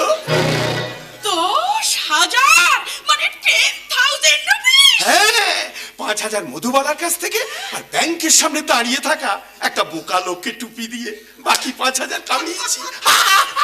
এই দেখো। কই একটা টাকাও তো নেই। টাকা নেই? টাকা নেই মানে একটা পয়সাও তো নেই। হারামজাদা পুরো টাকাটাই চোট করে দিয়েছে। এ কি ম্যাজিক নাকি? স্যার ম্যাজিক, কালা চাঁদের ম্যাজিক। এই হারামজাদা, তুইও সেই চোরটার সঙ্গে ওখানে ছিলি। আজ আমি তোর গলায় গামছা দিয়ে টাকা আদায় করবো। দে আমার টাকা, দে টাকা। ছাড়ুন তো আমাকে, টাকা মেরে দেওয়ার মন থাকলে বাড়ি ছেড়ে তো আসতাম নাকি? আমি তোর কোনো কথা শুনতে চাই না শালা। ও তো ঠিক কথাই বলছে। চোর কখনো বাড়িতে এসে ধরে না। ছেড়ে দাও ওকে। ও কি বলছে শোনো। বল, কি বলবি বল। দাঁড়ান, আপনার 5,000 টাকা ধরুন তো। বাকি 5,000? বাকি 5,000 কি ঘরে লুটের বাতাসে নাকি? ওটা তো কালাদার টাকা। তবু তো মালটা আমার হয়েছে বলে ধরে নিয়েছিলাম। শুধু 5,000 কেন, কালাদার সঙ্গে হাত মেলালে আপনার পকেটে 5 লাখ টাকা আসতে পারে। মানে 5 লাখ রুপি? না না না না, আমি আর ওই ফাঁদে পা দিচ্ছি না। 5,000-এর লোভ দেখিয়ে আমার 5,000 টাকা চোট করে দিয়েছিল, এখন 5 লাখের লোভ দেখিয়ে তোমাকে হাফিস করে নিয়ে যাবে। পাগল নাকি? সাত করে বাঁশকে কে ঘরে নিয়ে গিয়ে তুলবে? এই কি বলে তুমি? বলছি যদি কানাদার সাথে কাজ করতে রাজি থাকেন তো বলুন, আমি 20,000 টাকা অ্যাডভান্স নিয়ে এসেছি। এই দেখো। দেখি। বাবা বাবা, শালা 5 লাখ টাকার জন্য আমি মানুষ খুন করতে পারবো? আমার খুন জখমের পথে কানাদা পা রাখে না। বুদ্ধির খেলায় মানুষের মাথায় ঘোল ঢেলে টাকা রোজগার করে। তার নমুনা তো নিজের চোখেই দেখবেন। তাই বলছি যদি রাজি থাকেন তো হাত মেলান। এই না, এতে থানা পুলিশের কোনো ঝামেলা হবে না তো? থানা পুলিশ? থানা পুলিশ কানাদার একটা চুলও পাকা করতে পারেনি আর পারবেও না। এই 21 শতাব্দীর সবচেয়ে বড় বিষয়ের নাম কালাচাঁদ। শিকারের শরীরে আঘাত না করেও যে তার রক্ত চুষে খেতে পারে তার নাম কালাচাঁদ। না মধু না, অর্জুনদা কিছুতেই বেঁচে থাকতে পারে না, কারণ তার সমস্ত সাক্ষ্য প্রমাণ আমাদের কাছে তা আছে। আমি জানি, কিন্তু তোমার হাতের এই চিঠি যেটা 1 মাস আগে সে ব্যাংক ম্যানেজারের হাতে এসে পৌঁছেছে, সেটাকে কি তুমি অস্বীকার করতে পারবে? কি করে অস্বীকার করব? দাদার কবিতার খাতাটা আমার কাছে আছে, সেই কবিতার শুরুতে আমি গানও গেয়েছি। আশ্চর্যের ব্যাপার, এই চিঠির হাতের লেখা দাদার কবিতার খাতার লেখা দুটো হুবহু এক। তাহলে তুমি বলো, দাদা যদি বেঁচে না থাকে তাহলে এই চিঠিটা লিখলো কে? না না, এই রহস্যের উত্তর আমারও জানা নেই। তবে দাদা যে বেঁচে নেই সেই সত্যিটাকে যেমন অস্বীকার করতে পারছি না, তেমনি চিঠিটাকে জাল বলে উড়িয়েও দিতে পারছি না। এখন একমাত্র পুলিশই বোধহয় রহস্যের সমাধান করতে পারে। তাই তো আমি থানায় ফোন করে ইন্সপেক্টর আশিস নাথকে এখানে আসতে বলেছি। তাহলে যা করার পুলিশই করবে, আমরা আর এ নিয়ে কোনো কথা বলবো না। কিন্তু প্লিজ মধু, কোনো কিন্তু নয়। তুমি যেন দিনের পর দিন আমার কাছ থেকে কেমন দূরে হারিয়ে যাচ্ছ। তোমার ব্যবসার কাজ আমাদের দুজনের মাঝখানে একটা বিরাট বড় প্রাচীর তুলে দিচ্ছে। কখনো না, আমি তো সব সময় তোমার কাছে কাছে আছি। পাগল? আমি বুঝি পাগল? আর তুমি? Good morning mister and Mrs Roy. ম্যাডামের টেলিফোন পেয়ে ছুটে এলাম। যদিও আমার এতে সময় খুব কম, তবু সবার আগে আমি সেই চিঠিটা দেখতে চাই। এই সেই চিঠি অফিসার যেখানে কোনো এক অর্জুন সিংহ নিজেকে মধুবালার অর্ধেক সম্পত্তি দাবিদার হিসেবে প্রমাণ করতে চাইছে। এইরকম একটা উড়ো চিঠিকে আপনারা এত গুরুত্ব দিচ্ছেন কেন? হয়তো আপনাদের কোনো গোপন শত্রু কোনোভাবে আপনাদের হ্যারাস করতে চাইছে। হ্যাঁ, প্রথমে আমি এটা ভেবেছিলাম, কিন্তু চিঠিটা দেখার পর ওটা যে আমার দাদার হাতে লেখা সে বিষয়ে আমার কোনো সন্দেহ নেই। কিন্তু আপনার সেই দাদা তো মারা গেছে। না, আমার দাদা যে সত্যি সত্যি মারা গেছেন তা আমি কোনোদিনও বিশ্বাস করতে পারিনি। ওই চিঠিটা দেখার পর আমার সেই বিশ্বাসটা আরো পাকা হয়ে গেছে। আমি আপনাকে হাত জোর করে বলছি ইন্সপেক্টর, দয়া করে আপনারা আমার দাদাকে খুঁজে বের করে দিন। আমার বিশ্বাসটা যে মিথ্যে নয় সেটা প্রমাণ করুন। মধু প্লিজ মধু, দেখো অর্জুনদার জন্যই আমি তোমাকে পেয়েছি, নিজেকে জীবনে প্রতিষ্ঠিত করতে পেরেছি। তাই সেই অর্জুনদা বেঁচে থাকলে আমিও তোমার চাইতে কম খুশি হতাম না মধু। কিন্তু তা তো হবার নয়। আমি যে নিজের হাতে দাদার মুখাগ্নি করেছি, তার চিতাভস্ম আমি সমুদ্রের জলে ভাসিয়ে দিয়েছি। আচ্ছা, অর্জুন বাবুর মৃত্যুটা কোথায় কিভাবে হয়েছিল? ম্যাড্রাসের মানে তামিলনাড়ুর কন্যাকুমারী সমুদ্র সৈকতে আমরা তিনজন মিলে সেদিন স্নান করছিলাম। হঠাৎ সেই ভয়ঙ্কর সুনামি জলোচ্ছ্বাস এসে আমাদের মুহূর্তের মধ্যে ভাসিয়ে নিয়ে যায়। মধুবালা মাথায় আঘাত লেগে বেশ কয়েকদিন হাসপাতালের বেডে অজ্ঞান হয়ে পড়েছিল। উফ, আশ্চর্যের ব্যাপারটা কি জানেন? ঘটনা 4 দিন পর ওখান থেকে 30 কিলোমিটার দূরের একটি গ্রামে আমি অর্জুনদার মৃতদেহ খুঁজে পাই। কয়েকশো ডেড বডির ভেতর থেকে আমি দাদার মৃতদেহটাকে শনাক্ত করি। বাই দ্য ওয়ে, 4 দিন জলে ডুবে থাকা মৃতদেহটা নিশ্চয়ই বিকৃত হয়ে গিয়েছিল। হ্যাঁ, তবু দাদার চেহারা আর জামা কাপড় দেখে আমি দাদাকে চিনতে পেরেছিলাম। আর তাছাড়া মধুর উপহার দেওয়া হাত ঘড়িটা তখনও দাদার হাতে বাঁধা ছিল। কিন্তু আমি নিজের চোখে দাদা ডেড বডি দেখতে পারিনি, সৎকারও করিনি। তখন অজ্ঞান অবস্থা আমি হাসপাতালে শুয়েছিলাম। কিন্তু ওখানকার পুলিশ তো দাদার ডেথ সার্টিফিকেটটা লিখে দিয়েছিল। আর তাছাড়া দাদার ঘড়ি, আংটি, মানি ব্যাগ সবই আমি তোমার হাতে তুলে দিয়েছিলাম। সেগুলো এখন এই বাড়িতেই আছে। অর্জুন বাবুর একটা ছবি আমাকে দিতে পারবেন? নিশ্চয়ই দিতে পারবো, তবে আমরা তো 6 মাস হলো এখানে এসেছি, সব জিনিসপত্র এলোমেলো হয়ে পড়ে আছে। রাখিকে বলেছি আমাদের ফ্যামিলি অ্যালবামটা খুঁজে বের করতে। ও বৌদি, অ্যালবামটা কোথাও খুঁজে পেলাম না গো। তাছাড়া অর্জুনদার কবিতার খাতাটাও দেখছি হারিয়ে গেছে। দাদা কাজ কর, আমাদের ওই বিয়ের অ্যালবামটা নিয়ে আয়। ওর মধ্যে অর্জুনদার বেশ কয়েকটা ছবি আছে। না রে দাদা, তোদের বিয়ের অ্যালবামটা যে কোথায় আছে কে জানে। হয়তো যে প্যাকিং বাক্স করে ওগুলো এখানে এসেছিল সেই বাক্সটাই মাঝপথে হারিয়ে গেছে। সে কি, তাহলে এখন অর্জুনদার একটা ছবি ওই বাড়িতে নেই? না, আর শুনলে আরো অবাক হয়ে যাবে, পূর্ণিয়ার বেঙ্গলি ক্লাব থেকে একবার শ্রেষ্ঠ কবি হিসেবে অর্জুনদাকে সম্বর্ধনা দেওয়া হয়েছিল। তা সেই মানপত্রের মাঝখানে তো অর্জুনদার একটা বড় ছবি ছিল। কিন্তু সেই মানপত্রটাও কোথাও পাওয়া যাচ্ছে না। আশ্চর্য ব্যাপার, সবকিছু ঠিকঠাক আছে, শুধু অর্জুনদার ছবি যেখানটায় ছিল সেই জিনিসগুলি হারিয়ে গেল। ভালো করে খুঁজে দেখলে নিশ্চয়ই পাওয়া যাবে। আপাতত আমি এই চিঠিটা নিয়ে যাচ্ছি। কে এটাকে লিখেছে, কে এটাকে ব্যাংকে জমা দিয়েছে, সেটা খুঁজে বার করাই আমার প্রথম কাজ। আপনার হাতের এই চিঠিটাকে আমি ব্যাংকে পৌঁছে দিয়েছিলাম ইন্সপেক্টর।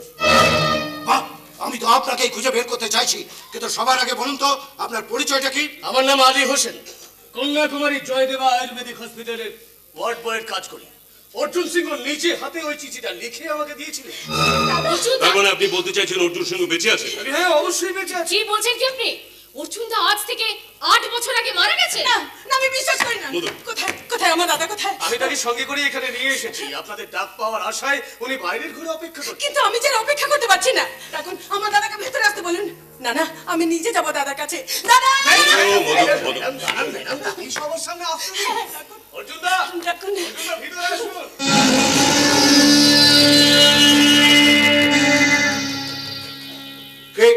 কে আপনি? উত্তর দেন, বলুন কি আপনার পরিচয়?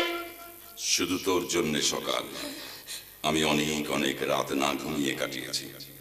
শুধু তোর জন্য কবিতা আমার কলমে কালির বদলে ভরে নিয়েছি রক্ত। শুধু তোর জন্য মধুবালা জীবনের সাগর ছেঁচে এনেছি মণিমুক্ত। শুধু তোর জন্য মধুবালা প্রাণপণে জঞ্জাল সরিয়ে হতে চেয়েছি বিদ্রোহী সুকান্ত। দাদা, হ্যাঁ, তুমি আমার দাদা। আমার 18 বছরের জন্মদিনে তুমি এই কবিতাটা লিখে আমাকে উপহার দিয়েছিলে। তাই তো তোর জন্যই আমি মৃত্যুর মুখ থেকে ফিরে এসেছি মধুবালা। আয় আয় বোন, আমার কাছে আয়। দাদা, একি কে কে আপনি? সে কি চিনতে পারছেন না? আরে উনি তো আপনার দাদা অর্জুন সিংহ। না না, ইনি আমার দাদা নন। এর আগে একে কোনোদিনও কোথাও দেখেছি বলেও তো মনে পড়ছে না। সে কি রে মধুবালা, মাত্র 8 বছরের মধ্যে আমার চেহারা কি এতখানি বদলে গেছে যে নিজের মায়ের পেটের বড় ভাইকেও চিনতে পারছিস না? Shut up you liar! Arjun আমাদের সবচেয়ে প্রিয়জন। তুমি দিন দুপুরে তার নাম ভারী আমাদেরকে ধাপ্পা দিতে পারবে না। রজত, বেরিয়ে যান এই মুহূর্তে, আপনি এই বাড়ি থেকে বেরিয়ে যান। অর্জুনদার গলার আওয়াজ, চেহারা কোনো কিছুর সঙ্গে আপনার কোনো মিল নেই। রাখি, তোরা সবাই মিলে আমাকে অস্বীকার করতে চাইছিস কেন? এই জন্য কি কন্যাকুমারী থেকে এত দূরে আমি তোদের কাছে ছুটে এলাম? চুপ করেন আপনি। অর্জুন সিং আমার মায়ের পেটে বড় ভাই। সম্পত্তি লোভে মিথ্যে পরিচয় দিয়ে এখানে এসে দাঁড়ালেই আমরা আপনাকে কিছুতেই দাদা বলে মেনে নেব না। শুনছো আলী হোসেন, আমি তোমাকে আগেই বলেছিলাম এরা আমাকে কিছুতেই স্বীকার করে নেবে না। সেই জন্য বিহারে মধুবালা আমার মিথ্যে মৃত্যু সংবাদ প্রচার করেছিল।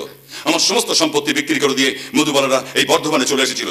আর সেই জন্যই ব্যাংক ম্যানেজারকে চিঠি লিখে আমার সম্পত্তির দাবি জানিয়েছিলাম। এই রাস্কেল, নিজে চোর চিটিংবাজ হয়ে তুমি আমাদের বিরুদ্ধে জালিয়াতির অভিযোগ করতে চাও? আমি তোমাকে ঘাড় ধাক্কা দিয়ে বাড়ি থেকে বার করে দেবো। দাঁড়ান রজত বাবু, যা করার আমিই করব। হাজতে নিয়ে গিয়ে পুলিশে দাবাই দিলে ওর পরিচয়টা পরিষ্কার হয়ে যাবে। পুলিশি দাবাই দেবার আগে আপনি একবার আমার এই আইডেন্টিটি কার্ডটা দেখবেন inspector. Arjun Singh, son of Gobindalal Singh, 19 number Bangalitola lane, Purnia, Bihar. ওই কার্ড আর কার্ডের উপরে সরকারি হলোগ্রামটাকে কি আপনার নকল বলে মনে হচ্ছে? না, এটা তো আসল ভোটার আইডি কার্ড বলেই মনে হচ্ছে। মানুষটা আসল স্যার। এরা যতই অস্বীকার করার চেষ্টা করুক, সত্যটা কোনোদিন মিথ্যে বলে প্রমাণ হবে না। না না, এই কিছুই সত্যি হতে পারে না। এই মানুষটা আমার দাদার নন ইন্সপেক্টর। 8 বছর ধরে আমি দাদার পথ চেয়ে বসে আছি। আমার সে বিশ্বাস আর ভালোবাসাকে এর একটা চক্রান্তে জালে বন্দি করতে চাইছে। ওকে নিয়ে জানি এই বাড়ি থেকে জেলখানায় অন্ধকারে বন্দি করে রাখুন, ফাঁসি দিন। মধুবালা, 20 বছর ধরে যার কপালে ফোঁটা দিয়ে জম দুয়ারে কাঁটা দিয়েছিস, আজ কোন অপরাধে তার মৃত্যু কামনা করছিস? আমি তো তোকে কোলে পিঠে করে বড় করেছি, মানুষ করেছি। মধু, তুই যদি চাস আমি নিজের হাতে ফাঁসির দড়ি গলায় পরে নেব, তবু আমায় অস্বীকার করিস না মধু। তুই ছাড়া যে আমার আর কেউ নেই বোন। শুনুন, এরা বলছেন অর্জুন সিংহ মারা গেছেন, রজত বাবু তার সৎকারও করেছেন, অথচ আপনি বলছেন অর্জুন সিংহ মানে আপনি বেঁচে আছেন। এটা কি করে সম্ভব? রজত বাবু হয়তো ভুল করে অন্য কারোর ডেড বডির সৎকার করেছেন। না, আমি কোনো ভুল করিনি। দাদার চেহারা যতই বিকৃত হয়ে যাক, তার জামা প্যান্ট আর বেল্ট দেখেই আমি দাদাকে চিনতে পেরেছিলাম। সেই জামা প্যান্ট আর বেল্টটা কি আমাকে দেখাতে পারবে রজত? কি করে দেখাবো? দাদা ডেড বডির সঙ্গে সঙ্গে সেগুলোকে পুড়িয়ে ফেলা হয়েছে। তাহলে তুমি কি করে প্রমাণ করবে যে তুমি আসল অর্জুন সিংহকে পুড়িয়েছো? প্রমাণ চান তাই না? অর্জুনদার হাত ঘড়িটা কিন্তু দাদার সঙ্গে করে নিয়ে এসেছে, আর সেটা কিন্তু এই বাড়িতেই আছে। রাখি, তুমি জানো না সেদিন সেই সমুদ্রে, কন্যাকুমারী সমুদ্রে নামার আগে আমি আমার হাত ঘড়ি, মানিব্যাগ সব হোটেলের লকারে রেখে এসেছিলাম। রজত যদি সেগুলো পরে কালেক্ট করে বলে যে আমি মারা গেছি। এই শয়তান, তুমি এতক্ষণ ধরে মিথ্যে কথা বলে আমাকে ফাঁসাতে চাইছো? যাও যাও, বেরিয়ে যাও, বেরিয়ে যাও। দাঁড়াও, রাখি, রজতের লকার থেকে সব কটা হাত ঘড়ি এখানে নিয়ে এসো তো দেখি এই শয়তানটা তার ভেতর থেকে দাদার ঘড়িটা চিনতে পারে কিনা। ঠিক, তুমি একদম ঠিক কথা বলেছো বৌদি। আমি এক্ষুনি যাচ্ছি, আর সেই সঙ্গে যমুনাদিকেও বলছি অর্জুন তার ব্যাগটা যেন সেখানে নিয়ে আসে। আচ্ছা, আপনি যদি অর্জুন সিংহই হন, তাহলে এতদিন কোথায় ছিলেন? সেই কন্যাকুমারীর সমুদ্রে নামার পর ভয়ঙ্কর সুনামির জলে ভাসতে ভাসতে পাথরে ধাক্কা লেগে আমার মাথায় আঘাত লেগে স্মৃতিশক্তি নষ্ট হয়ে গিয়েছিল। তারপর রেস্কিউ পার্টির লোকেরা আমাকে উদ্ধার করে যখন জয়দেবা আয়ুর্বেদিক হাসপাতালে ভর্তি করেছিল, তখন আমি আমার নাম ধাম ঠিকানা কিছুই মনে করতে পারছিলাম না। হাসপাতাল থেকে ছাড়া পাওয়ার পর উনি আমার কাছেই ছিলেন। বছর খানেক আগে ওনার স্মৃতিশক্তি ফিরে আসে, তখন আমি ওই আইডি কার্ডের ঠিকানা দেখে ওনাকে বিহারে নিয়ে আর সেখানে গিয়ে শুনলাম আশ্চর্য কথা, আমি নাকি মারা গেছি। তাই মধুবালা আমার সমস্ত সম্পত্তি বিক্রি করে দিয়ে এই বর্তমানে চলে এসেছিল। রাগে, দুঃখে, অভিমানে আমি তো আত্মহত্যা করতে গিয়েছিলাম, কিন্তু ওই যে আলী ভাইয়ের জন্য আমি আজও বেঁচে আছি। এই যে আমি কিন্তু ঘড়িগুলো সব সঙ্গে করে নিয়ে এসেছি, এবার দেখুন তো, ভালো করে দেখে বলুন তো এর মধ্যে কোনটা অর্জুনদার হাত ঘড়ি। না, কাছে যাবেন না, দূর থেকে দেখেই আপনাকে বলতে হবে। মধুবালা, যে হাত ঘড়িটা পরে আমি কন্যাকুমারী গিয়েছিলাম সেটা তুই আমাকে একটা জন্মদিনে উপহার দিয়েছিলি। জার্মানির রেডিও কোম্পানির ঘড়ি, গোল্ডেন কালার, ব্যান্ডের উপরে এচিং করে লেখা আছে happy birthday to my sweet বাদা, 23শে সেপ্টেম্বর 2003। দেখুন তো ইন্সপেক্টর, আমি যা বলছি সব মিলছে কিনা। ওটা না, from left second, yes yes. আশ্চর্য, আপনার কথাটা তো হুবহু মিলে যাচ্ছে। এরপরে নিশ্চয়ই ওর পরিচয়টাকে মিথ্যে বলে উড়িয়ে দিতে পারবেন না? না ইন্সপেক্টর, না, আপনি বিশ্বাস করুন এই লোকটা কিন্তু অর্জুন সিংহ নয়। হ্যাঁ, হয়তো কোনোভাবে এই ঘড়ির কথাটা জানতে পেরেছিল বলেই। অনেক কথা জানতে পারলেও এমন অনেক কথা আছে যেটা আমি আর দাদা ছাড়া অন্য কারোর পক্ষে জানা সম্ভব নয়। দাদার যখন 14 বছর বয়স, তখন এক অষ্টমী পুজোর দিন আমার বাবা দাদাকে সারাদিন ঘরে বন্দি করে রেখে শাস্তি দিয়েছিলেন। কেন, কিসের জন্য, দাদা কি অপরাধ করেছিল বলুন, জবাব দিন। কি লাভ বলে, কি লাভ? দেখ মধু, ভাঙা আয়নায় হয়তো মুখ দেখা যায়, কিন্তু ভাঙা মনের পর্দায় কোনো সম্পর্কের ছবি আঁকা যায় না রে। আমি বরং চলে যাচ্ছি, শুধু আশীর্বাদ করি তুই যেন সুখে থাক। দাঁড়ান, এখান থেকে বেরিয়ে গেলে আপনাকে জেলে যেতে হবে। যদি তার হাত থেকে বাঁচতে চান, ম্যাডামের প্রশ্নের উত্তর দেন। কেন রে মধু, কেন বারবার আমাকে পরীক্ষা নিতে চাইছিস? কেন? সেই 14 বছর বয়সের সব কথা কি মানুষের মনে থাকে? তবু বলছি, যতদূর মনে পড়ে, সেই অষ্টমী পুজোর দিন বাবা আমাকে যে জামাটা কিনে দিয়েছিলেন সেটা আমার পছন্দ হয়নি বলে আমি ছিঁড়ে ফেলেছিলাম। হে ভগবান, এই জালিয়াতটা আমাদের জীবনের সব কথা জানে। ছি ছি ছি মধুবালা দেবী, নিজের দাদাকে জালিয়াত প্রমাণ করে আপনার কি লাভ? আপনি চুপ করুন, আমি প্রমাণ করে দেবো যে ওই লোকটা অর্জুন সিংহ নয়। দাদার 10টা কবিতার সুর দিয়ে আমি একটা গানের সিডি বার করতে চেয়েছিলাম, কিন্তু শেষ পর্যন্ত সেটা রেকর্ডিং করা যায়নি। জানি, আমারই লেখা গানের কথা জানবো না কেন? প্রথম গানের কথাটা ছিল কান্না পেলেও কাঁদবো না, নিজের কাছে হারবো না। শেষ গানের কথাগুলো ছিল হিন্দি ভাষায় লেখা। রাত जितनी भी संगीन होगी सुबह उतनी भी रंगीन होगी, गम न कर कर बादल घनेरा, किसका रोके रुका है सवेरा। শুনছে বলো, এই শয়তানরা আমাদের বাড়ির সমস্ত গোপন ব্যাপার ভালোভাবে জেনে নিয়ে তবেই এই বাড়িতে পা রেখেছে। মাই গড, কি করে আমরা এই রাহুর কাছ থেকে মুক্তি পাবো? কেমন করে প্রমাণ করবো যে এই লোকটা আমাদের দাদা অর্জুন সিংহ নয়? বৌদিমণি, তোমার দাদা সেই ব্যাগটা খুঁজে পেয়েছি গো। দেখো তো, যা খুঁজছিলে তা এতে আছে কি? আমি দেখছি।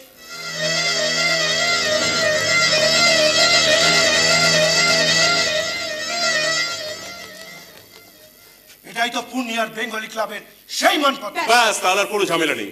অফিসার, আপনি দেখুন ওই মানপত্রের মাঝখানে অর্জুনদার একটা ছবি আছে। এইবার আমি ওই জালিয়াতটাকে উচিত শিক্ষা দেবো। এবার ওই জালিয়াত ধরা পড়ে যাবে একবার।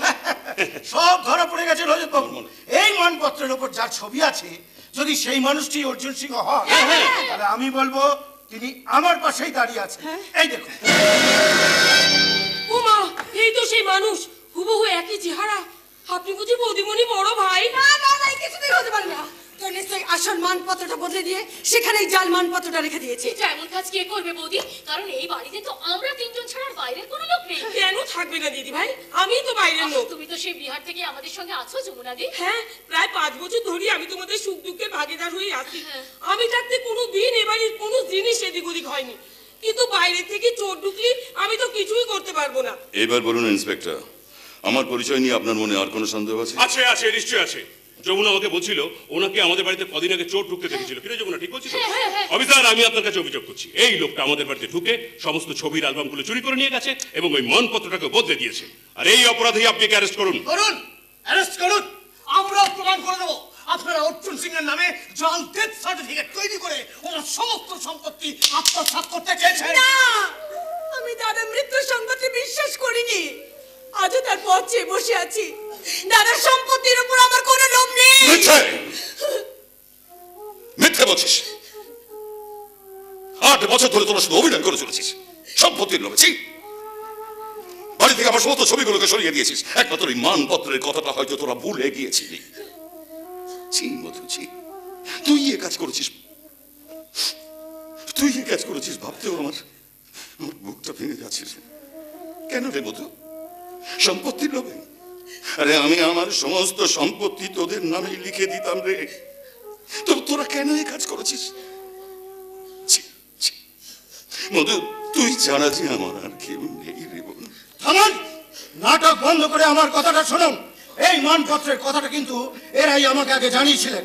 তাই মিথ্যে পরিচয় দেওয়া, ছবির অ্যালবাম চুরি করা আর মানপত্র বদলে দেওয়ার অপরাধে আমি আপনাদের দুজনকেই অ্যারেস্ট করছি। করুন অ্যারেস্ট, কিন্তু মনে রাখবেন না, 1 লক্ষ লাল বাতি চালিয়েও একটা অ্যাম্বুলেন্সের পথ আটকে রাখা যায় না। আমাকেও চিরটাকাল লোহার গারদে বন্দি করে রাখতে পারবেন না। আমি আবার আসবো, নিজের অধিকারে আমি আবার এ বাড়িতে ফিরে আসব। সেদিন আমার চোখে থাকবে না কোনো মায়ার কাজল, থাকবে না চোখের জল, থাকবে শুধু প্রতিশোধের দাবানল।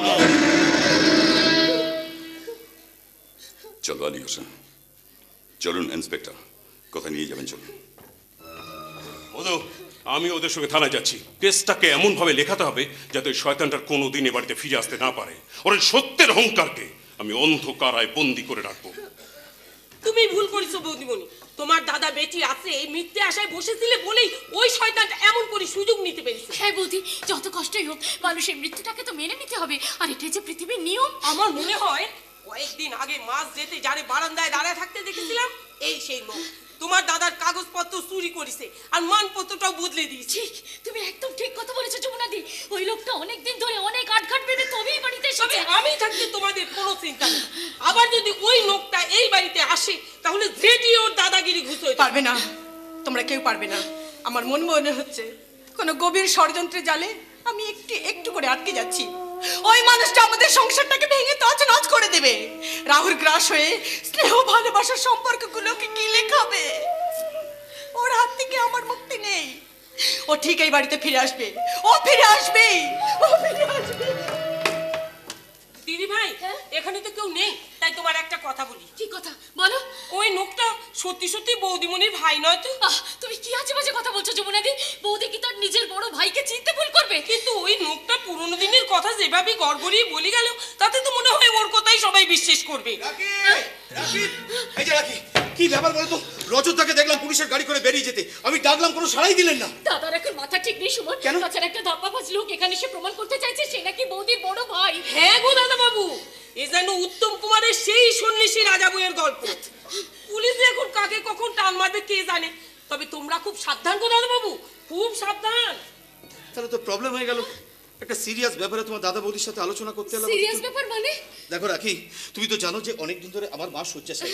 ডাক্তারবাবু আশা রাখতে পারছেন না, তাই বাবা চাইছিলেন যে মা বেঁচে থাকতে থাকতে তোমার আবার বিয়েটা হয়ে যাক, সম্ভব হলে মাসখানেকের মধ্যেই। এত তাড়াতাড়ি কি করে হবে সুমন? তাছাড়া এই হাঙ্গামাটা যতদিন না মিটছে ততদিন আমাদের বিয়ের ব্যাপারে দাদা বৌদির কাছে কোনো কথাই বলা যাবে না। আচ্ছা, এই সামান্য ব্যাপারটাকে এত বড় করে দেখছো কেন বলো তো? মরা মানুষ তো আর বেঁচে উঠতে পারে না, তাছাড়া পুলিশের কাছে ধাপ্পাবাজি টিকবে না। তুই ভাবতে পারো সুমন, এই লোকটা অনেক সাক্ষী অনেক প্রমাণ জোগাড় করে তবেই বাড়িতে এসেছে, অথচ আমাদের কাছে শুধুমাত্র অর্জুনদার ডেথ সার্টিফিকেট ছাড়া অন্য আর কোনো প্রমাণ নেই। এই নিয়ে আমরা সবাই ভীষণ টেনশনে আছি। নাকি তুমি ভুলে যাচ্ছ আমার মা অসুস্থ? আমাদের বিয়ের আগে মায়ের যদি কিছু একটা হয়ে যায় তাহলে সারাটা জীবন আমাকে আফসোস করে কাটাতে হবে নাকি? আমি যে কি বলবো কিছু বুঝতে না, এই সমস্ত কথা বলে এড়িয়ে গেলে হবে না। আজই তোমার দাদা বৌদির সাথে আমাদের বিয়ের ব্যাপারে কথা বলতেই হবে। না, তা হয় না সুমন। সুমন, আমার তো একটা বিবেক আছে, আর এই সময় দাদা বৌদির কাছে বিয়ের ব্যাপারে কথা বলে ওরা যে আমাকে স্বার্থপর বলে মনে করবে। ও, তারপরে তুমি বলতে চাইছো যে আমার কোনো বিবেক নেই? স্বার্থপরের মতন আমি শুধু নিজের দিকটাই ভাবছি। হ্যাঁ, বাহ বাহ বাহ বাহ, এই আমার ভালোবাসার পুরস্কার। না, তা নয় সুমন, দেখো আমি তো তোমাকে ভালোবাসি। একদিকে তোমার মায়ের অসুস্থতা আর অন্যদিকে দাদা বৌদির উপর এই অত্যাচার। সুমন, আমাদের তো সমস্যা থেকে বেরিয়ে আসার পথ খুঁজে বার করতে হবে। তোমার বৌদির দাদা যদি সত্যি সত্যি মারা গিয়ে থাকেন তাহলে ওই লোকটাকে জোচ্চোর বলে প্রমাণ করতে পারছো না কেন? কেমন করে পারবো সুমন? তুমি ভাবতে পারো ওই লোকটা পূর্ণিয়ার বেঙ্গলি ক্লাবের মানপত্রটাকে বদলে দিয়ে সেই জায়গায় একটা নিজের ছবি লাগিয়ে দিয়েছে। তাহলে পূর্ণিয়া গিয়ে আসল মানপত্রের একটা কপি আনিয়ে নিলে জোচ্চোরটা ধরা পড়ে যাবে। কিন্তু এখন অত দূরে ওই পূর্ণিয়ায় কে যাবে বলতে পারো? কেন আমি যাব? তুমি যাবে? হ্যাঁ, পূর্ণিয়া গিয়ে ওই শয়তানির প্রমাণ নিয়ে আসবো। সুমন, ওই জোচ্চোরটার জন্য আমাদের বিয়েটাকে আমি আটকে থাকতে দেব না। পূর্ণিয়া থেকে ফিরে আসার পর এবারে সব অন্ধকার ঘুচে গিয়ে জ্বলে উঠবে আলোর রোশনাই, আর বেজে উঠবে আমাদের বিয়ের সানাই।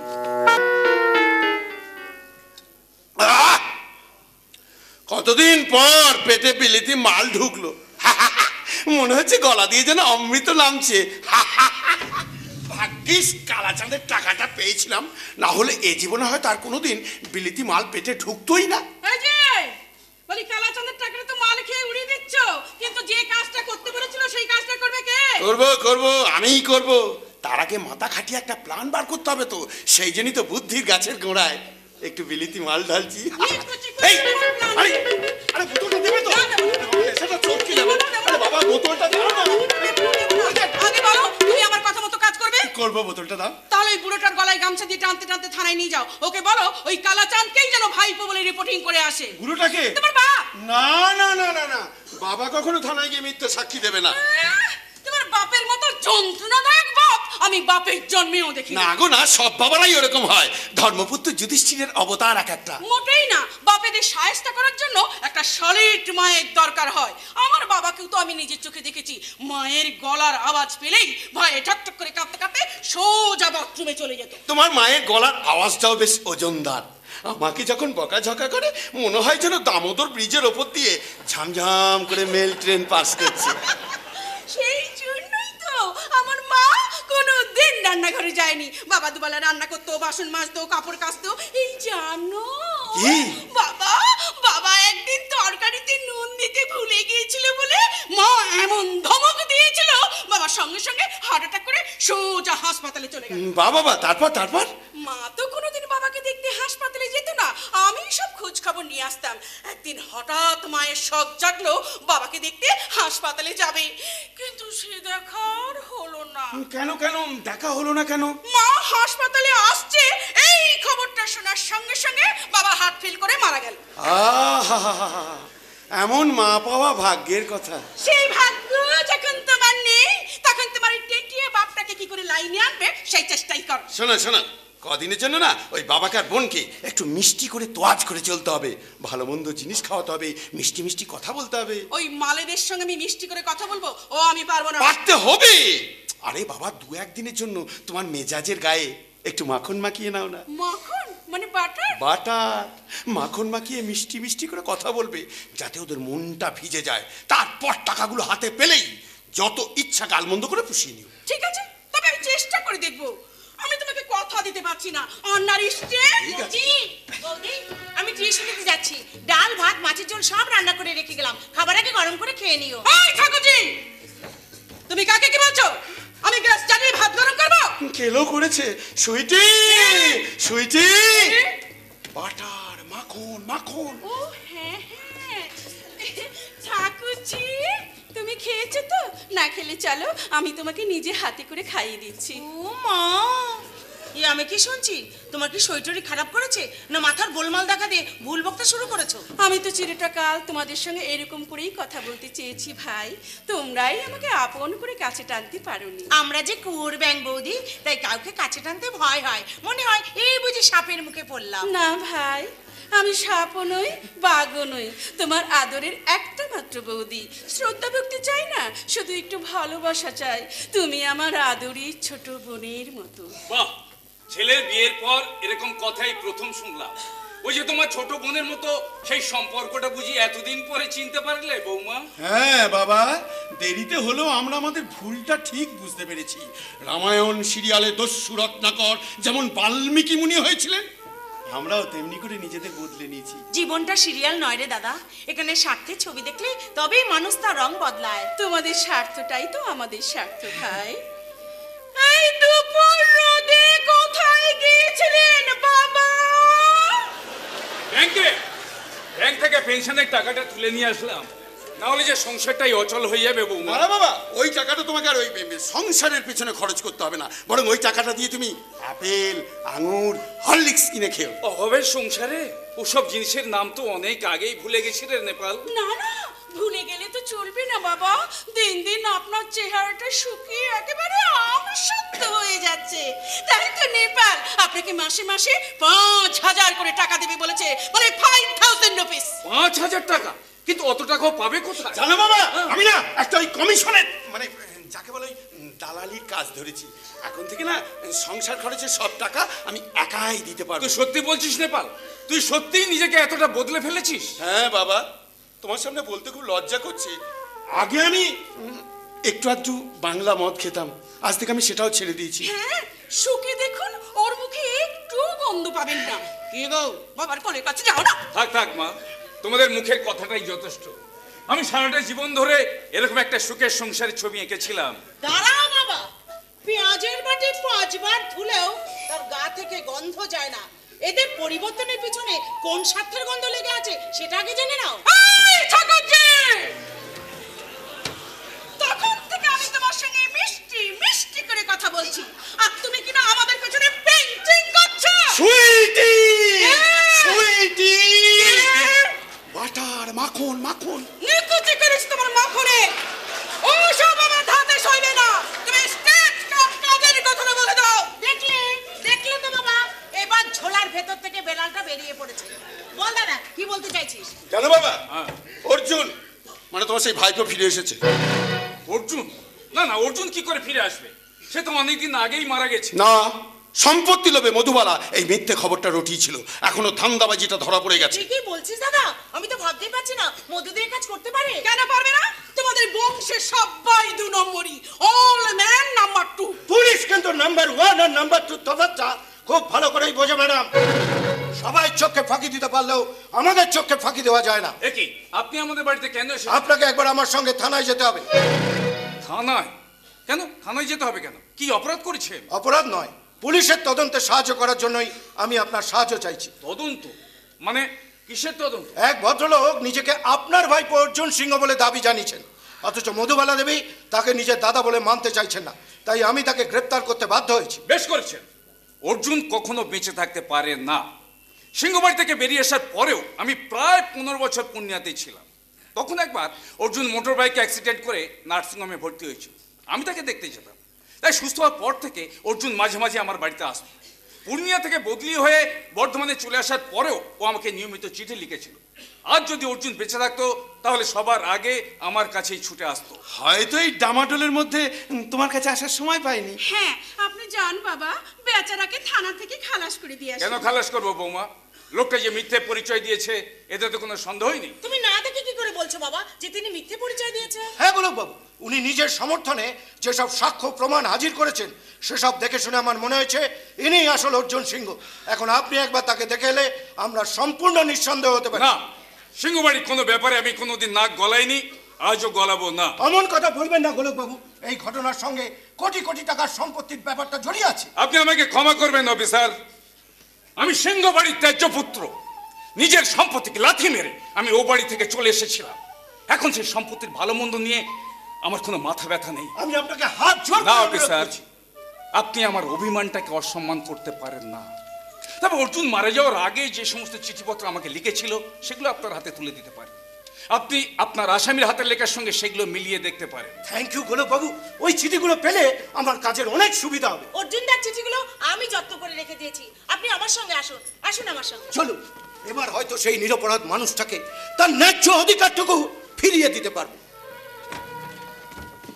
আচ্ছা বাবা, তুমি এই চিঠিগুলো পুলিশের হাতে তুলে দিতে গেলে কেন?